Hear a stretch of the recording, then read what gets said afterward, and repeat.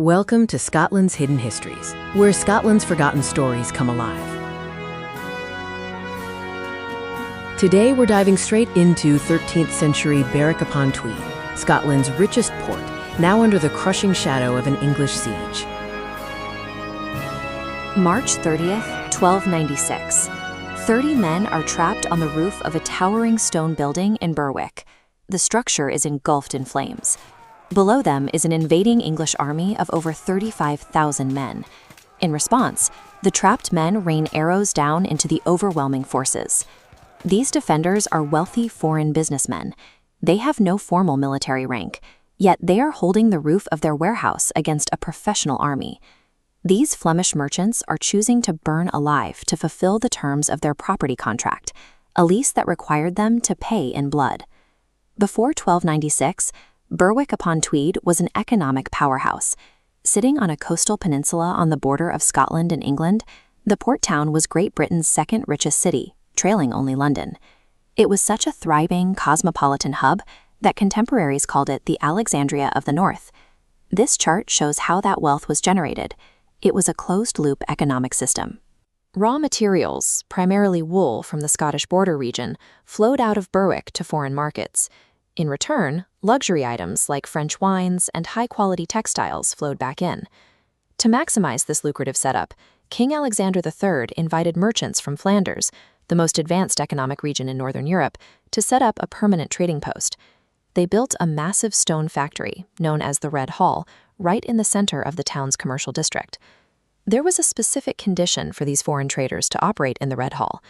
The Scottish Crown granted them the building under a legal arrangement called Tenure by defense.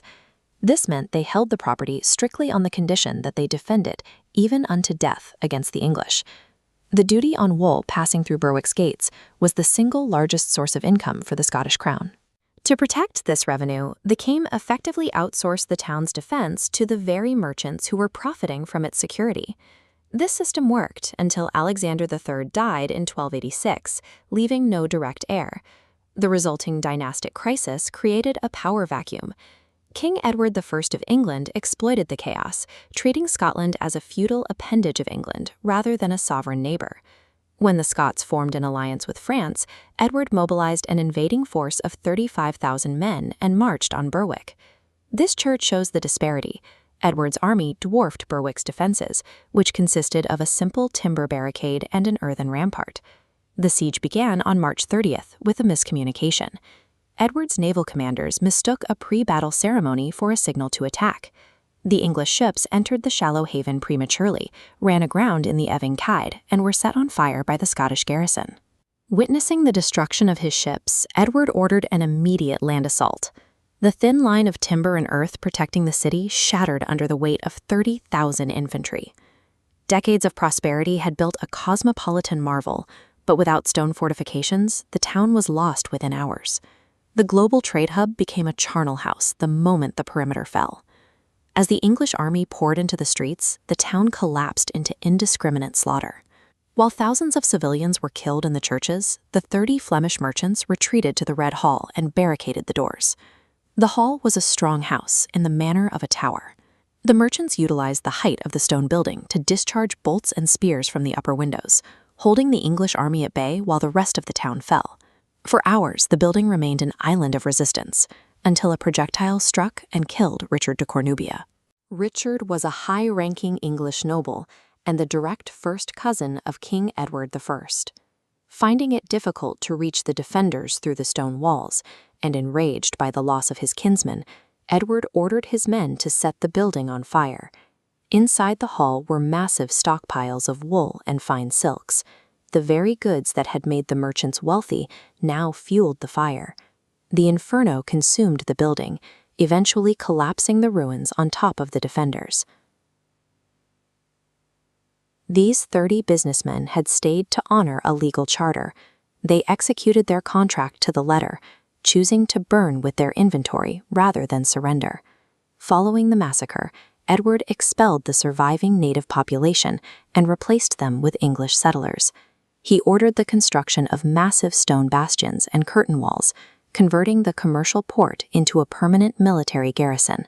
The surviving Scottish elite were stripped of their status. William Douglas, the commander of the garrison, was imprisoned and forced to sign the Ragman Roll Oath of Fealty, resulting in the seizure of his family's estates in England.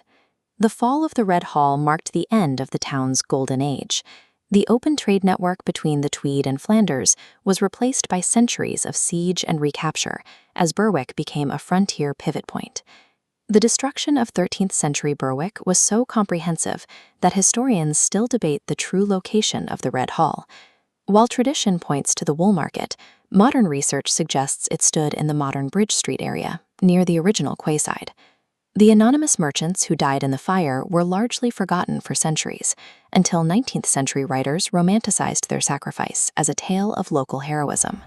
Today, the Red Hall serves as a reminder of the day Berwick-upon-Tweed ceased to be a beacon of international trade and became a fortress defined by its walls.